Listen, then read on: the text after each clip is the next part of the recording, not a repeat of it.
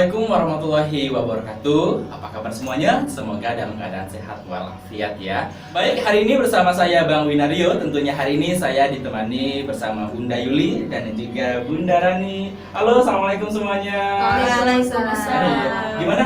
Sehat hari ini Bunda Rani? Alhamdulillah. Bunda Yuli juga sehat ya. Oke, sebelumnya saya mohon maaf nih sudah mengganggu waktunya ya.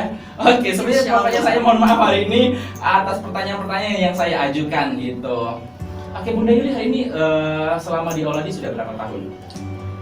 Alhamdulillah sudah 1,5 tahun. 1,5 tahun ya. Oke, kayaknya masih tergolong junior Bunda ya. Berbeda dengan Bunda Rani. Bunda Rani berapa tahun di sini?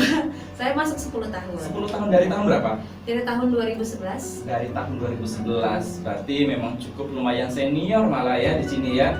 Jadi artinya pengalaman-pengalaman yang Bunda Rani dapatkan selama di Auladi sudah benar-benar matang gitu ya dari kita. Selama di Auladi tentunya kita ada yang namanya program The Leader ini atau biasa sering disebut kalau orang luar itu 7 Habit gitu ya. Apa sih perbedaan yang Bunda dapatkan sebelum masuk di Auladi dan sudah di Auladi ketika sudah mendapatkan materi 7 Habit? Mungkin boleh Bunda Yuli dulu jawab.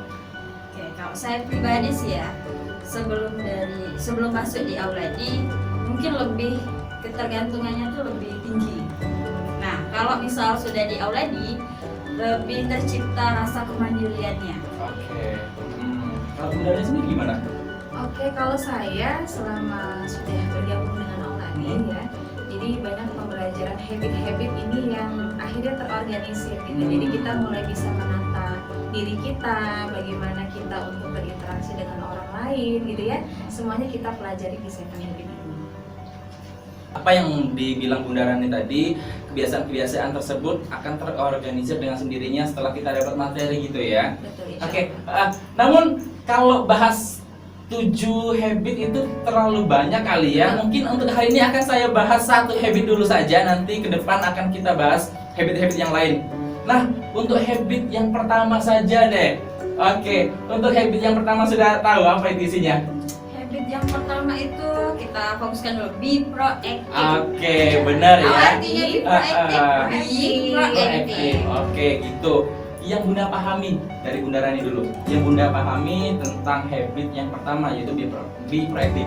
Ya, jadi be proactive itu sendiri bagaimana kita mampu menjalankan tanggung jawab, punya inisiatif untuk mencapai goal yang mau kita tuju. Gitu. Jadi semuanya harus berangkat dari diri kita sendiri dulu. Oke, gitu. Kalau Bunda Yuli sendiri gimana? Proaktif itu artinya dimulai dari kita. Jadi kalau dari diri kita itu sudah ada kemauan tanpa disuruh-suruh orang lain gitu. Jadi itu sudah tercipta di proaktif. Oke, gitu. Tapi saya penasaran penerapan dari Bunda Rani ataupun Bunda Yuli yang Bunda Yuli terapkan baik di sekolah maupun di luar sekolah. Ya, contohnya apa? Iya, kalau yang diterapkan di sekolah, nanti kan di Auladi sendiri semuanya baik siswa, orang tua maupun guru kan kita belajar habit semua. Jadi membangun kebiasaan yang baik itu memang harus semuanya, nggak bisa hanya satu elemen saja gitu ya. Biasanya kalau untuk siswa kita ajarkan bagaimana mereka mampu menjalankan tugas mereka. Jadi semua anak di Auladi ini punya peran-peran kepemimpinan. Iya. Jadi kita kasih tanggung jawab, kita lihat bagaimana mereka menjalankan tugas itu sebaik-baiknya. Iya. Oke, kita lanjut ke jawaban dari Bunda Yuli. Penerapan di sekolah gimana? Dari saya pribadi sih ya, untuk penerapan habit Swan yang di sekolah itu dimulai dari diri, yaitu mulai dari persiapan untuk mengajar. Jadi dari perangkatnya, dari metode apa yang mau diajarkan itu sudah saya siapkan sendiri. Jika nih baik Bunda Rani maupun Bunda Yuli sudah menerapkan 7 habit khususnya di habit 1 yaitu be proactive dengan baik di sekolah maupun di rumah. Namun ketika kita melihat ada rekan kita atau ada keluarga kita baik di sekolah maupun di rumah yang belum menerapkan habit 1, apa sih tanggapan dari Bunda sekalian, dari Bunda Rani dulu deh? Oke, iya. Itu kan lingkaran pengaruh ya. Lingkaran pengaruh kita nggak bisa memprediksi apa yang akan terjadi di luar ya. Jadi sekarang kita kembalikan ke diri kita sendiri, bagaimana cuaca hati kita untuk untuk bisa mengkondisikan kita mau berbuat apa gitu. Ketika melihat ada sesuatu hal yang tidak sesuai dengan koridornya, kalau saya sih tidak langsung menjudge bahwa si A, si B, si C seperti ini, enggak. Kita cari dulu nih, tahu kenapa dia seperti itu. Misalnya guru harusnya datang tepat waktu, tetapi dia datang mungkin tidak tepat waktu ya. Kita cari tahu dulu kenapa. Bisa jadi mungkin dia sedang sakit atau mungkin ada urusan keluarga yang nggak mungkin diceritakan saat tersebut gitu ya. Jadi lebih kepada pendekatan dulu.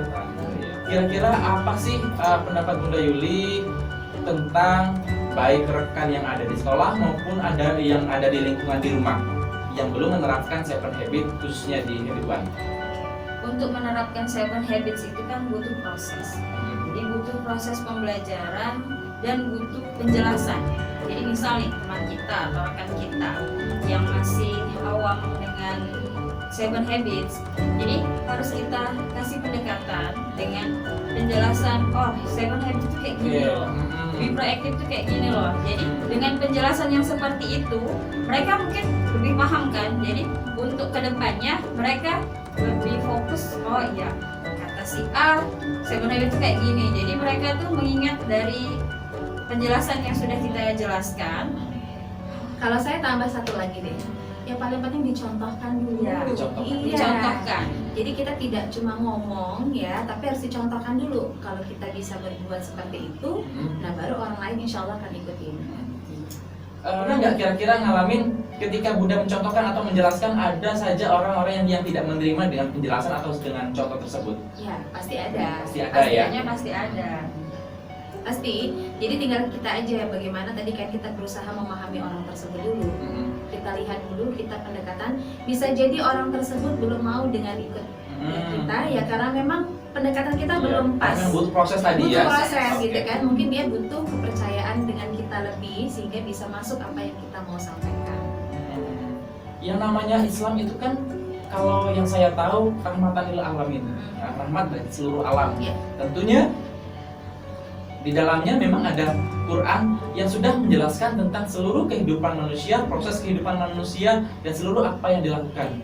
Kira-kira saya pengen tanya Bundaran ini kira-kira ada nggak sih ayat-ayat Al-Quran yang memang menjelaskan khusus tentang 7 habit di habit 1 yaitu be proactive? Oke, jadi untuk 7 habit 1 proactive itu ada di dalam Al-Quran di surat Ar-Ra'd ayat 11 berbunyi Bismillahirrahmanirrahim Innallaha la yughayyiru ma biqaumin hatta yughayyiru ma bi anfusihim. Sesungguhnya Allah tidak akan merubah nasib suatu kaum kecuali kaum sendiri yang merubahnya. Gitu.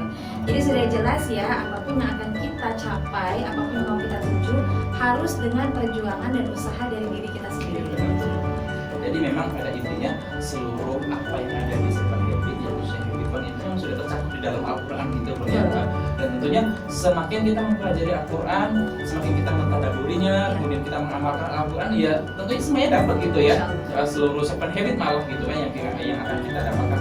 Tentunya kembali lagi bagaimana cara kita membiasakan diri tersebut, kita mencontohkan orang lain mungkin seperti itu ya. Baik, untuk semuanya mungkin itu dulu dari kami. Nanti mungkin ke depan kita akan bertemu lagi. Saya akhiri. Wassalamualaikum warahmatullahi wabarakatuh.